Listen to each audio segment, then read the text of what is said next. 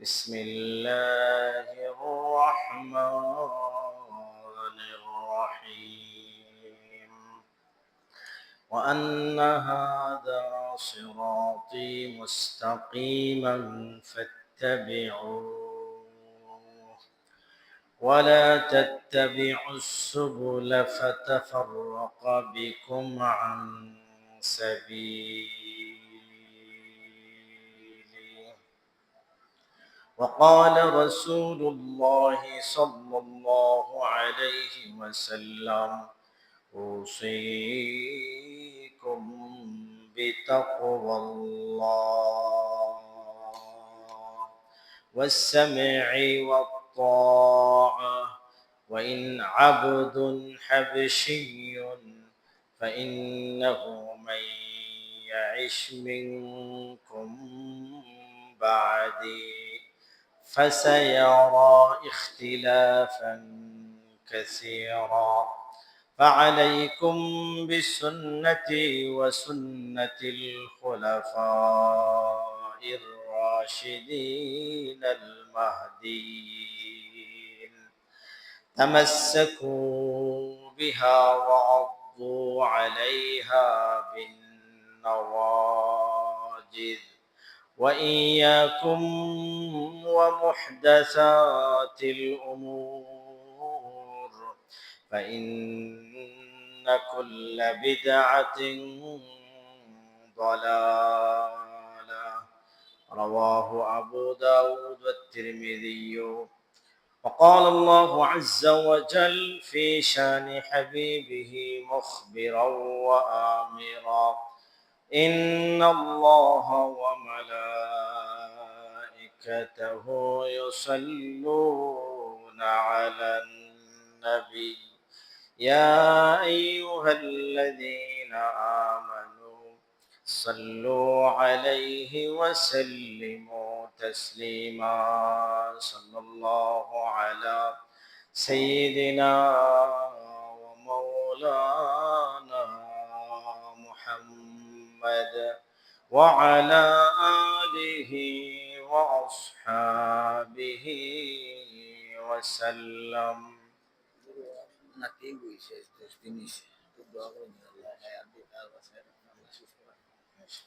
صلى الله على سيدنا ومولانا محمد وعلى آله وصحابه وسلم.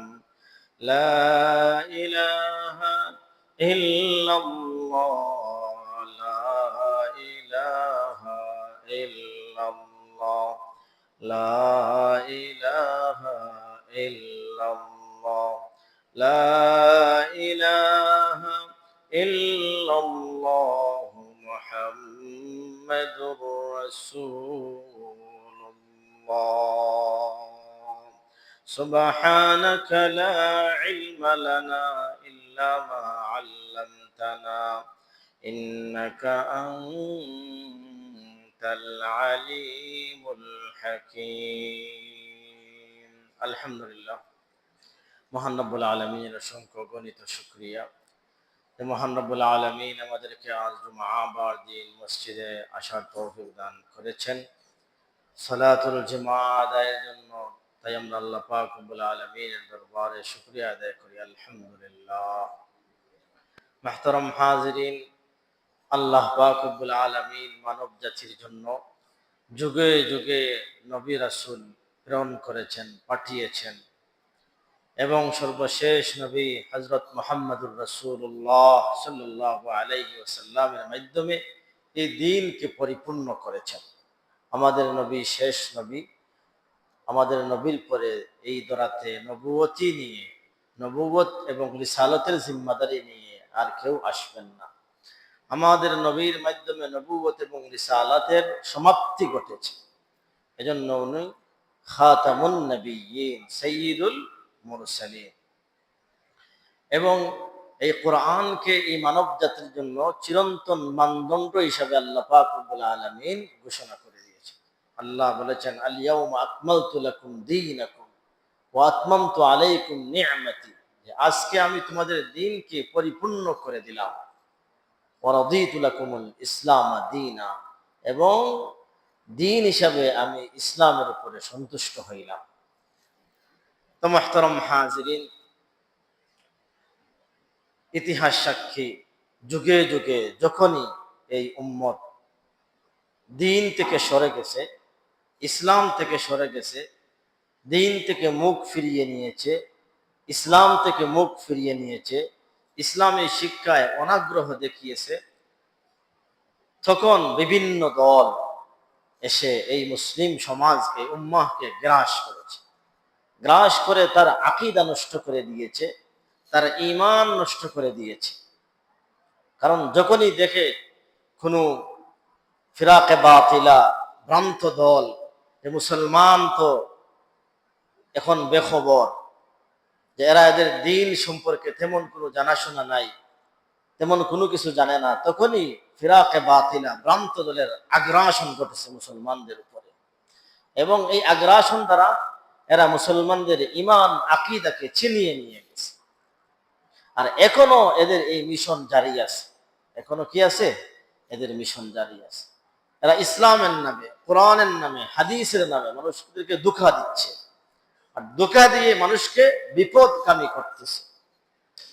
তো মুহতারাম হাজিরিন, আজকে আমরা এমন একটি দলের কথা আলোচনা করব।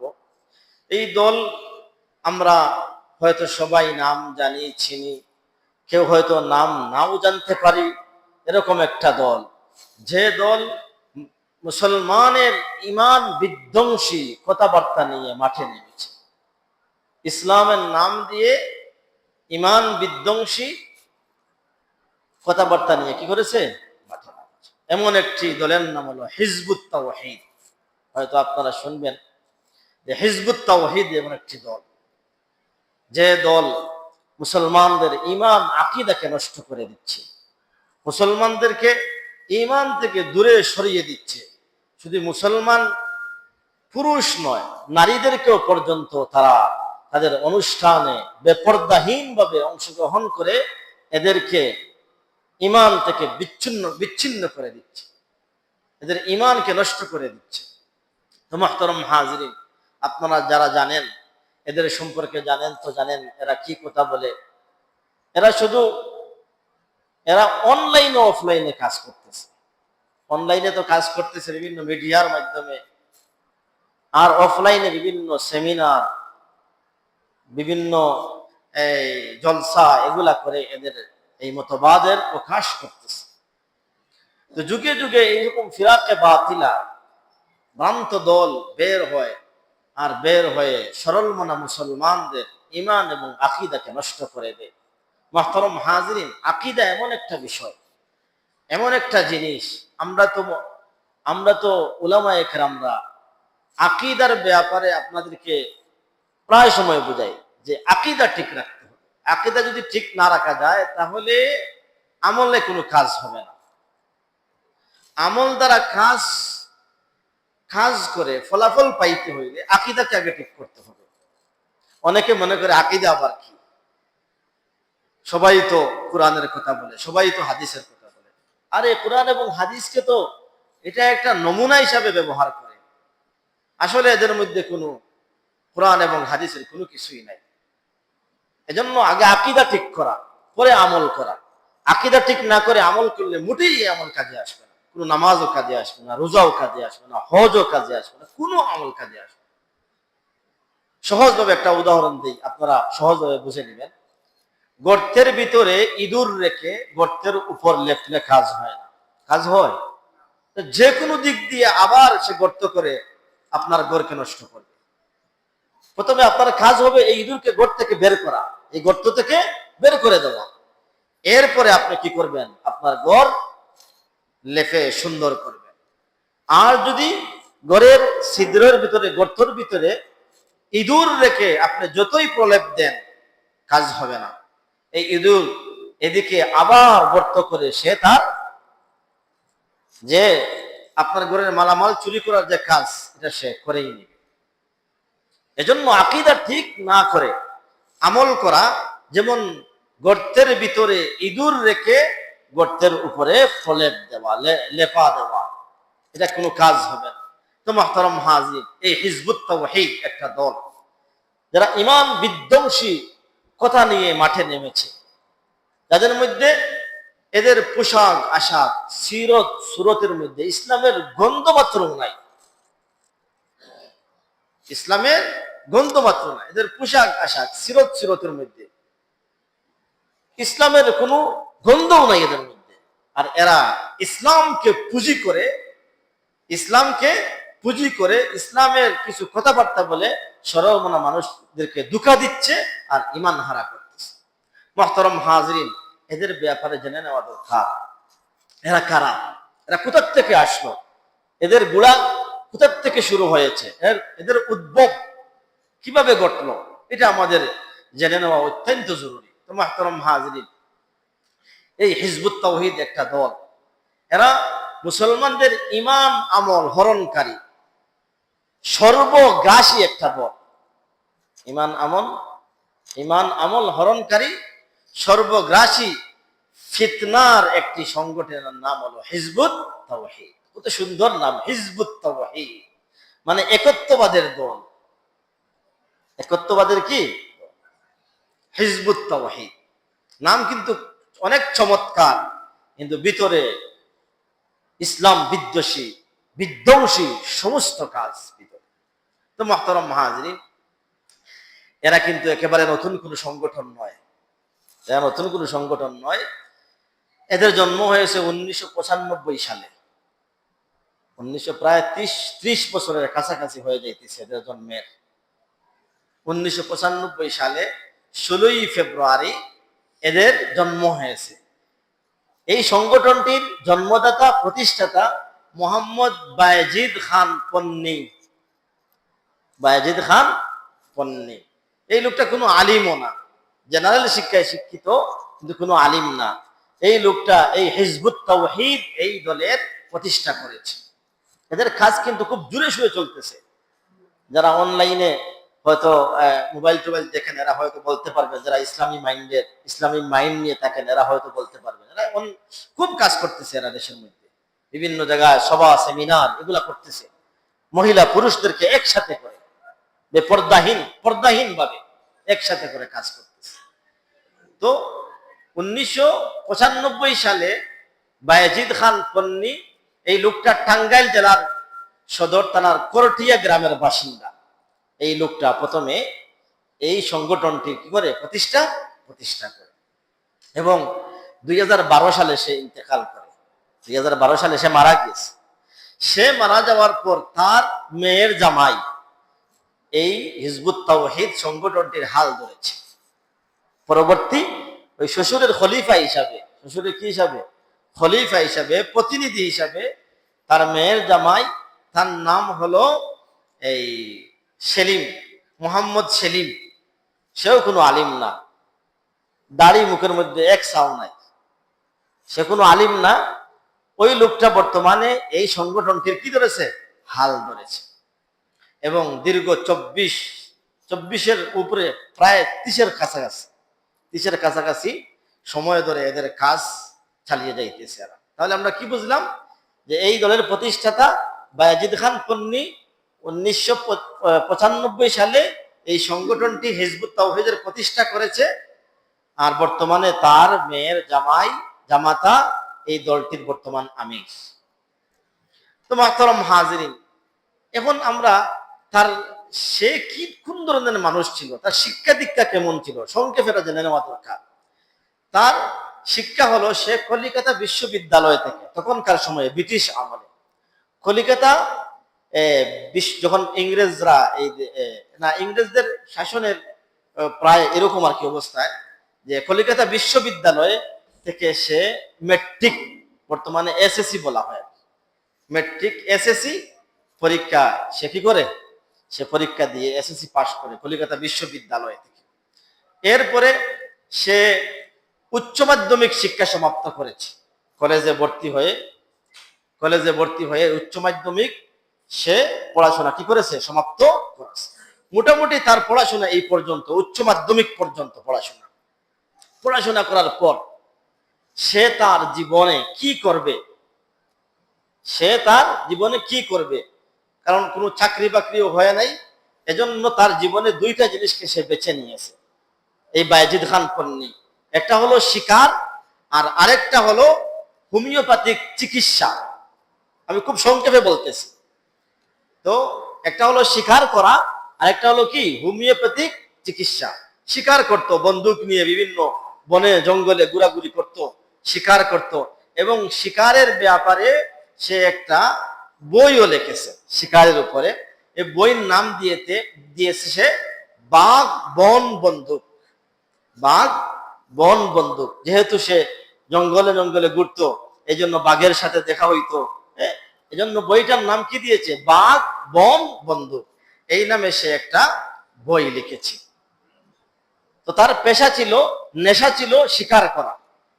এরপরে সে হোমিওপ্যাথিক চিকিৎসার মধ্যে মগ্ন হয়ে হোমিওপ্যাথিক চিকিৎসক হিসাবে সে ছিল। এরপরে তার ভিতরে হঠাৎ করে খাইশ জাগলো, সে একটা সংগঠন প্রতিষ্ঠা করবে। সংগঠন কি করবে, প্রতিষ্ঠা করবে। এই খাইশ অনুযায়ী, তার তামান্না অনুযায়ী সে হিজবুত তাওহীদ এই সংগঠনে কি করেছে, প্রতিষ্ঠা করেছে। তো মুহতারাম হাজিরিন, আমরা তার এই সংক্ষিপ্ত জীবনী থেকে জানতে পারলাম সে কোনো আলিম ছিল না, জেনারেল শিক্ষায় শিক্ষিত ছিল। তবে হ্যাঁ, তার জীবনের মধ্যে এটা পাওয়া যায়, সে 2 বছর মাদ্রাসায় লেখাপড়া করেছে, হয়তো নিচের দিকে মক্তবের দিকে 2 বছর লেখাপড়া করেছে। এরপরে তার জেনারেল শিক্ষায় তার শিক্ষা জীবন শেষ।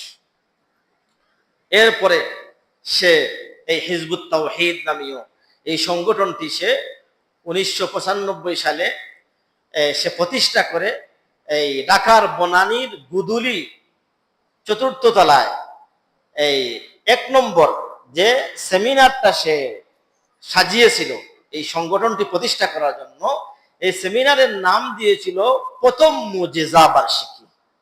প্রথম মুজিজা বার্ষিকী নামীয় এই সম্মেলনের মধ্যে সে প্রথমে কি করে, হিজবুত তাওহীদ নামীয় এই সংগঠনটি সে প্রতিষ্ঠা করে। সে ওই মুজিজা নামীয় জলসার মধ্যে সে বলেছে, ওই সেমিনার মধ্যে সে নিজে বলেছে, কি বলেছে, যে আমি প্রকৃত ইসলাম বুঝেছি। মুহাম্মদুর রাসূলুল্লাহ সাল্লাল্লাহু আলাইহি ওয়াসাল্লাম যে ইসলাম নিয়ে এসেছিলেন এটা পরিপূর্ণ হয়ে গেছে। এখন সে বলতেছে যে আমি প্রকৃত ইসলাম বুঝেছি, কিন্তু ব্রেন বলে না, তুমি তো নিরক্ষর। দেখেন, সে বলতেছে আমি প্রকৃত ইসলাম বুঝেছি, কিন্তু আমার ব্রেন বলে না, তুমি একজন নিরক্ষর। সে তার নিজে নিজে বলতেছে, প্রকাশ করতেছে আবার এটা সেমিনারের মধ্যে, আসলেই নিরক্ষর। সে বলতেছে আসলেই আমি নিরক্ষর, আসলেই আমি কি নিরক্ষর। কিরকম নিরক্ষর আমি বুঝিয়ে দেই। সে বলতেছে যে আমি বাংলা জানি, আমি বাংলা জানি, যেটুকু জানার দরকার মানুষের জন্য এতটুকু পর্যন্ত আমি কি জানি, বাংলা জানি। আমি ইংলিশ জানি, এতটুকু পর্যন্ত মানুষের ফায়দাজনক হয় অতটুকু পর্যন্ত কি জানি, আমি ইংলিশ জানি। তবে আমি আরবি জানি না। আমি কি জানি না, আরবি জানি না, আরবিতে আমি মূর্খ। সে নিজে বলেছে যে আমি বাংলা জানি, ইংরেজি জানি প্রয়োজন মাফিক, তবে আমি আরবি জানি না, আরবিতে আমি একজন মূর্খ মানুষ। আচ্ছা, আপনারাই বলেন, যে ব্যক্তি নিজে নিজে বলতেছে যে আরবিতে আমি একজন নিরক্ষর মূর্খ মানুষ, সে ইসলাম কি বুঝবে আর কি প্রচার করবে? যে নিজে নিজে বলতেছে যে আমি একজন আরবিতে নিরক্ষর মানুষ, কুরআন হাদিস কি বাংলায়, কুরআন হাদিস কি ইংরেজিতে? হ্যাঁ, আমাদের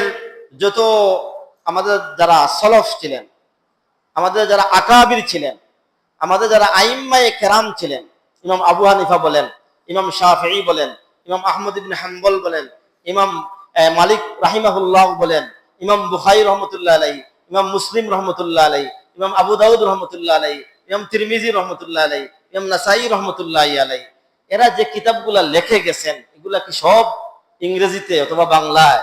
একটাও ইংরেজিতে নাই, একটাও বাংলায় নাই, সব আরবিতে লিখে গেছে।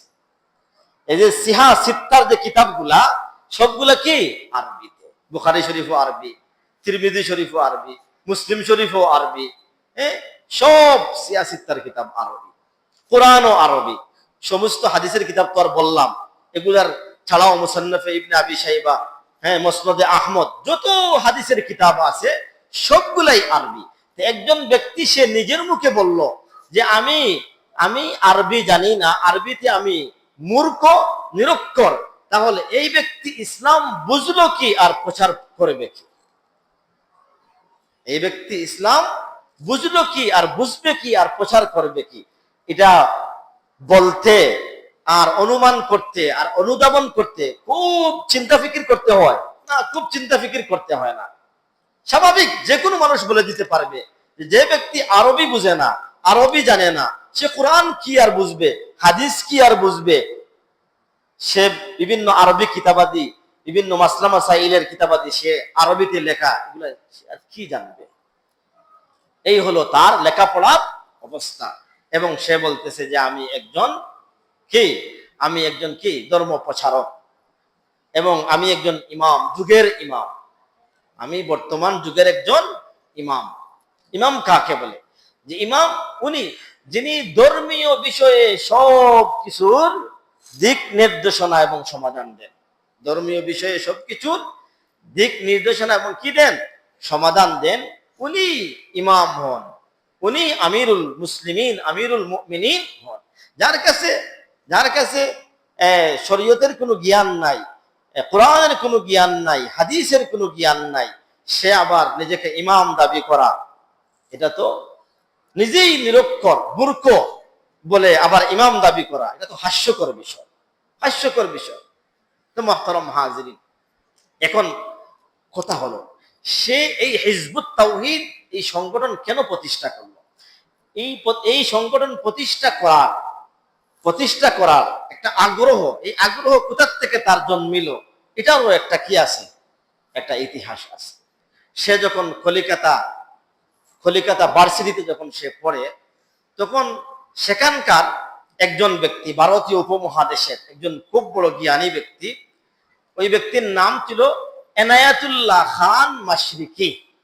এনায়েতুল্লাহ খান মাশরিকি, এই এনায়েতুল্লাহ খান মাশরিকি, সে তার এই ভারতবর্ষে শিক্ষা দীক্ষা লাভ করার পর সে ইউরোপ গিয়ে ইউরোপীয় অনেক শিক্ষা অর্জন করেছে। যেমন ইউরোপের কেমব্রিজ যে ভার্সিটি আছে, সেখানেও সে লেখাপড়া করেছে। লেখাপড়া করে সে যখন ভারত উপমহাদেশে ফিরে আসলো, সে কে? তার নাম কি বলছিলাম? যে এনায়েতুল্লাহ খান আল মাশরিকি। এনায়েতুল্লাহ খান আল মাশরিকি যখন উপমহাদেশে, এই ভারতীয় উপমহাদেশে যখন আসলো, তখন সে একটি সংগঠন করেছিল। এই সংগঠনটি যখন করেছিল, তখন ছিল এই 1888 সালে 1888 সালে সে এই সংগঠনটি প্রতিষ্ঠা করেছিল। সে কে? ওই লোকটা এনায়েতুল্লাহ খান মাশরিকি প্রতিষ্ঠা করে এই সংগঠনটির নাম দিয়েছিল তাহরিকে খাকসার। তাহরিকে খাকসার নাম দিয়েছিল এই সংগঠনটি।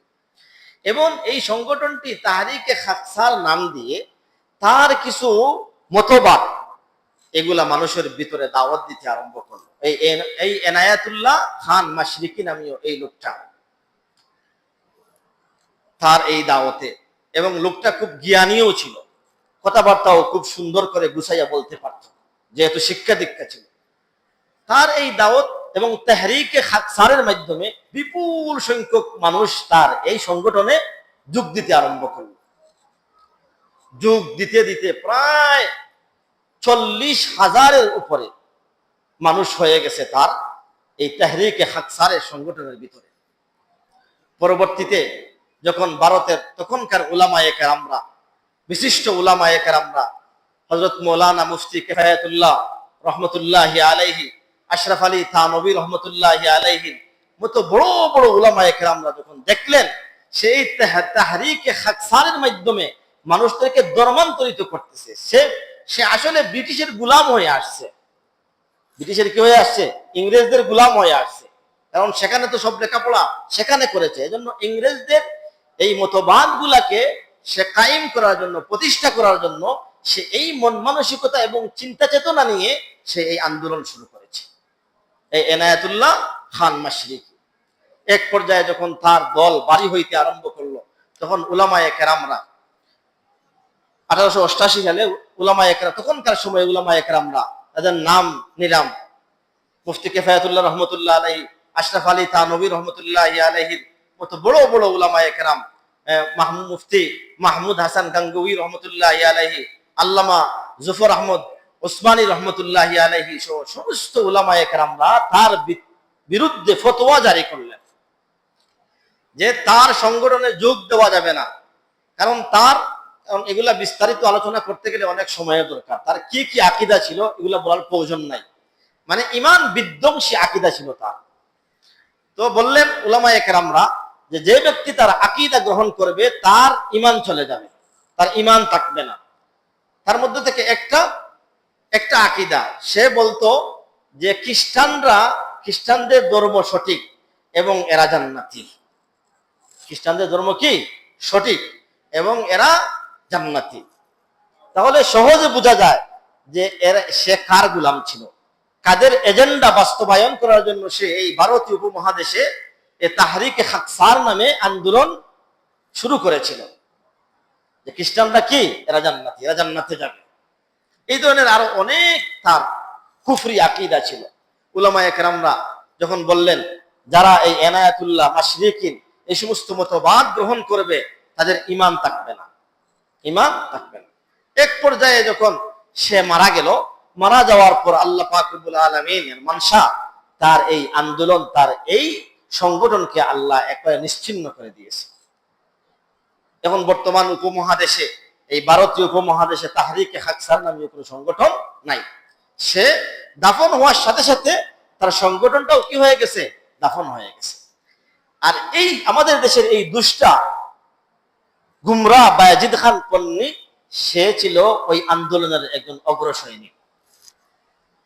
সে এমন ভাবে এই আন্দোলনে ঝাঁপিয়ে পড়ল, তখনকার সময়ে এই এনায়েতুল্লাহ মাশরিকির সাথে, এনায়েতুল্লাহ মাশরিকি যখন দেখলেন সে খুব সুন্দরভাবে এই সমস্ত কাজগুলা আঞ্জাম দিচ্ছে, তখন তিনি তাকে কি করলেন, এই কয়েকজন বড় বড় নেতাদের মধ্যে থেকে একজন নেতা বানিয়ে দিলেন তাকে। এই বায়েজিদ খান পন্নীকে একজন বিশিষ্ট নেতা বানিয়ে দিলেন।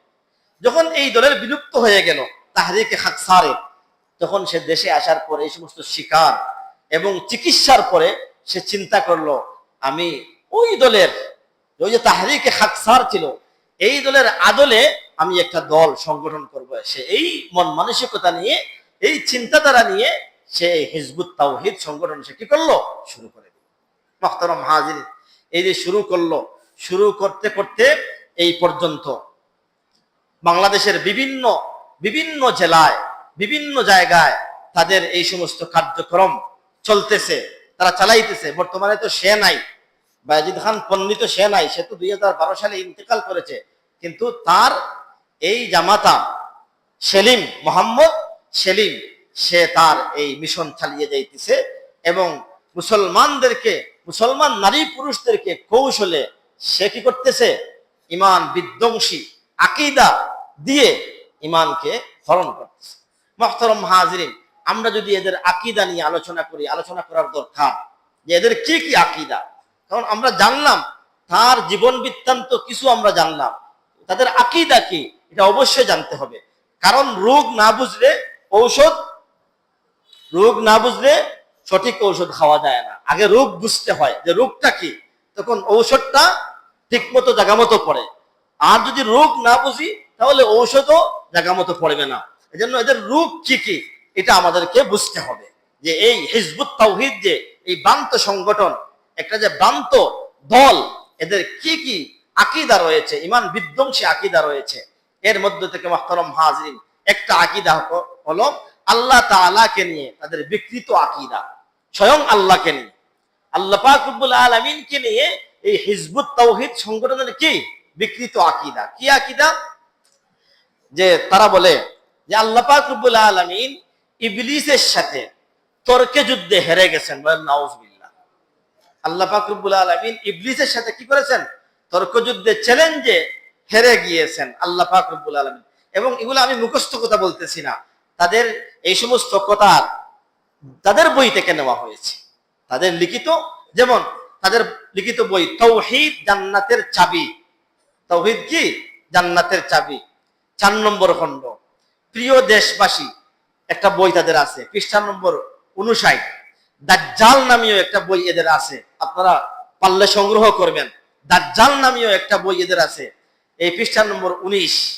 ইসলামের প্রকৃত রূপরেখা 37 এবং 34 নম্বর পৃষ্ঠায় এগুলা আছে। তাদের এই সমস্ত বই, এগুলো মুখস্থ কোনো কথাবার্তা নাই। এদের বই যদি কিনেন, ক্রয় করেন, তাহলে দেখবেন এগুলা লেখা। আল্লাহ পাক রব্বুল আলামিন ইবলিসের সাথে বিতর্কে চ্যালেঞ্জে হেরে গেছেন।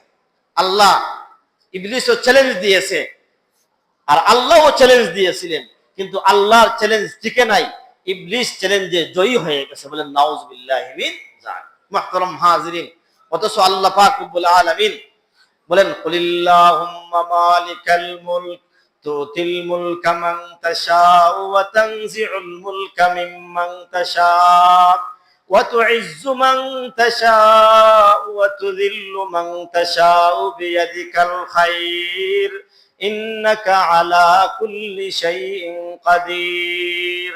আল্লাহ বলেন, হে নবী আপনি বলে দিন, আল্লাহুম্মা মালিকাল মুলক, সমস্ত বিশ্বের মালিক হলেন আল্লাহ পাক রব্বুল আলামিন। তুইজ্জু মান তাশা, তিনি যাকে চান ইজ্জত দেন, ওয়া তুযিল্লু মান তাশা, যাকে চান তিনি লাঞ্ছিত করেন। তুইজ্জু মান তাশা ওয়া তুযিল্লু মান তাশা বিয়াদিকাল খায়র, সমস্ত কল্যাণ আল্লাহ পাক রব্বুল আলামিনের হাতে। শেষ পর্যন্ত কি বলেছেন? লম্বা আয়াত, ইন্নাকা আলা কুল্লি শাইইন কাদির, যে সমস্ত কিছুর ব্যাপারে একমাত্র ক্ষমতাবান কে? আল্লাহ পাক রব্বুল আলামিন। আল্লাহর কোরআনের ঘোষণা, কোরআনের ঘোষণা কোরআনের জায়গায় জায়গায় আছে। আপনারা যারা কোরআন তিলাওয়াত করেন অবশ্যই জানেন কোরআনের অনেক জায়গায় আছে ইন্নাকা আলা কুল্লি শাইইন কাদির, ইন্নাকা আলা কুল্লি শাইইন কাদির, যে আল্লাহ প্রত্যেক বস্তুর উপরে ক্ষমতাবান। আর এই জায়গায় এই পথভ্রষ্ট বায়েজিদ খান পন্নী এবং তার অনুসারীরা এটা আকীদা লালন করে যে আল্লাহ পাক রব্বুল আলামিন ইবলিসের সাথে চ্যালেঞ্জে হেরে গেছেন। নাউযুবিল্লাহ। সরাসরি কোরআনের বিরোধী কথা না। কোরআনের বিরোধী কোনো কথা যদি কেউ বলে আর এই আকীদা অন্তরে পোষণ করে, তাহলে তার কি ঈমান থাকে? ঈমান থাকে না। কোরআন বিরোধী কথা বলা আবার এটা আকীদা অন্তরে রাখা, ডাইরেক্ট কোনো কথা নাই, ঈমান চলে যাবে। ঈমান কি চলে যাবে। 2 নম্বর, তাদের যে আকীদা, পবিত্র কোরআন নিয়ে বিকৃত আকীদা এদের, কোরআনুল কারীম নিয়ে। তারা বলে, তাদের বিশ্বাস হলো যে কোরআন তার আত্মা হারিয়ে ফেলেছে। বলেন নাউযুবিল্লাহ। কোরআনের একটা রুহানিয়ত আছে, কোরআনের একটা রুহানিয়ত আছে না, তিলাওয়াতের একটা আসর আছে না, তিলাওয়াত করলে ভালো লাগে না? ভালো লাগে। কোরআনের একটা রুহানিয়ত আছে, কোরআনের একটা আত্মা আছে। এই বায়েজিদ খান পন্নী এবং তার অনুসারীরা, তাদের দলের লোকেরা, হিজবুত তাওহীদ, এরা আকীদা লালন করে কি, যে কোরআন তার আত্মা ও রুহানিয়তকে হারিয়ে ফেলেছে। বলেন নাউযুবিল্লাহি মিন যালিক। এবং কোরআনের অর্থও পাল্টে গেছে। কোরআনের কি অর্থ পাল্টে গেছে। অথচ আল্লাহ পাক রব্বুল আলামিন স্পষ্ট ঘোষণা দিয়ে দিয়েছেন যে কোরআনুল কারীমের আগে আমি আরো 3 বড় বড় কিতাব প্রেরণ করেছি। তাওরাত প্রেরণ করেছি, ইনজিল প্রেরণ করেছি, জাবুর প্রেরণ করেছি। ইউহাররিফুনাল কালিমা আম মাওয়াদিহি, কিন্তু ইহুদি খ্রিস্টানরা এই তাওরাত, ইনজিল এবং জাবুরকে আপন জায়গায় রাখেনি, তারা এটাকে বিকৃত করে দিয়েছে। কি করে দিয়েছে? বিকৃত করে দিয়েছে। আল্লাহ নিজেই কোরআনে বলেছেন ইউহাররিফুনাল কালিমা আম মাওয়াদিহি, তাওরাতকেও বিকৃত করে দিয়েছে, ইনজিলকেও বিকৃত করে দিয়েছে, জাবুরকেও বিকৃত করে দিয়েছে। বিকৃত করে দিয়ে তারা বাইবেল বানিয়েছে। ওল্ড টেস্টামেন্ট আর নিউ টেস্টামেন্ট নামে 2টা খণ্ড। কিন্তু কোরআনুল কারীম এমন এক গ্রন্থ, আল্লাহ বলেন ইন্না নাহনু নাযালনা যিকরা ওয়া ইন্না লাহু লাহাফিজুন। কোরআন এমন এক গ্রন্থ, এই কোরআন আমি নাজিল করেছি এবং কিয়ামত পর্যন্ত এর হেফাজতের জিম্মাদারি আমি আল্লাহর উপরে। বলেন সুবহানাল্লাহ। এই কোরআন আমি নাজিল করেছি। অন্যান্য কিতাব, ইনজিলও বিকৃত হয়েছে, তাওরাতও বিকৃত হয়েছে, জাবুরও বিকৃত হয়েছে, এরা বিকৃত করে দিয়েছে এবং কোরআনের দ্বারা এগুলো মনসুখ হয়ে গেছে। এজন্য বর্তমান বাইবেলের কোনো কি নাই, আমাদের কাছে কোনো কোনো কি নাই, দাম নাই। এটা সম্পূর্ণ মিথ্যা, মিথ্যা জালিয়াতি দ্বারা কি পরিপূর্ণ। তো মুহতারাম হাজিরিন, আল্লাহ বলছেন ইন্না নাহনু নাযালনা যিকরা ওয়া ইন্না লাহু লাহাফিজুন, যে জিকির বলতে কোরআন, এই কোরআনকে আমি নাজিল করেছি এবং এই কোরআনের হেফাজতকারী স্বয়ং আমি আল্লাহ পাক রব্বুল আলামিন। মুহতারাম হাজিরিন, যে জায়গায় আল্লাহ পাক রব্বুল আলামিন এই কোরআনের হেফাজতের দায়িত্ব নিয়েছেন, এই জায়গায় এই বান্ত হিজবুত তাওহীদ বলতেছে যে কোরআন তার রূহানিয়ত হারিয়ে ফেলেছে, তার অর্থ বিকৃত হয়ে গিয়েছে। বলেন নাউযুবিল্লাহ, আল্লাহ না করুক, আল ইয়াযু বিল্লাহ। দুনিয়ার সমস্ত কোরআন যদি একসাথে করে জ্বালিয়ে দেওয়া হয়, যেমন ইহুদি খ্রিস্টানরা তারা একটা মিশন হাতে নিল যে দুনিয়ার যত কোরআন আছে সব জ্বালিয়ে দেওয়া হবে, যত হাফিজে কোরআন আছে সবগুলাকে মেরে ফেলা হবে, মাত্র 2 জন হাফিজ অথবা 1 জন হাফিজ দুনিয়ার মধ্যে থাকবেন, তাহলে যথেষ্ট। একজন হাফিজ বলবেন, আরেকজন কোরআন লিখবেন, শত শত হাজার হাজার কপি কোরআন হয়ে যায়। আল্লাহ পাক রব্বুল আলামিন এই কোরআনকে, এই কোরআন ইয়াদকে আল্লাহ পাক রব্বুল আলামিন এই উম্মার জন্য এত আসান করে দিয়েছেন, 8-9 বছরের বাচ্চা হাফিজ হয়ে যায়। বলেন সুবহানাল্লাহ। কোনো বুঝ নাই, উত্তর দক্ষিণ বলতে পারে না, 8-9 বছরের বাচ্চা নাই, হাফিজ নাই, হাফিজ হয়ে যায়। সুন্দর তিলাওয়াত, তিলাওয়াত শুনলে চোখ দিয়ে পানি চলে আসে। আল্লাহ যে চ্যালেঞ্জ দিয়েছেন, আল্লাহ পাক রব্বুল আলামিন বলেন আসো আমার চ্যালেঞ্জের মোকাবেলা করবা। আমি কোটি কোটি কোটি কোটি হাফিজ এই দুনিয়ার মধ্যে আমি রেখে দিয়েছি। কোরআন জ্বালাইবা তো পুরাইবা তো কি হইব? হাফিজ হাফিজ আর কয়জনকে মারবা তোমরা? আমি বৎসরে বৎসরে হাজার হাজার হাফিজ আমি এই দুনিয়ার মধ্যে বের করতেছি। উঠাও, আমার কোরআন পারলে উঠাও। শীতকালেও সম্ভব না, কারণ আল্লাহ চ্যালেঞ্জ দিয়েছেন। আর এই সমস্ত ভ্রান্ত হিজবুত তাওহীদ বলে কি যে কোরআন তার রূহানিয়ত হারিয়ে ফেলেছে, যে কোরআনের অর্থ বিকৃত হয়ে গেছে। মুহতারাম হাজিরিন, সময়ও শেষ, মাত্র 2টা আকীদার কথা বললাম। এদের অনেক আকীদা আছে, এই সমস্ত ভ্রান্ত আকীদা, এগুলা ইনশাআল্লাহ আলোচনা হবে আগামী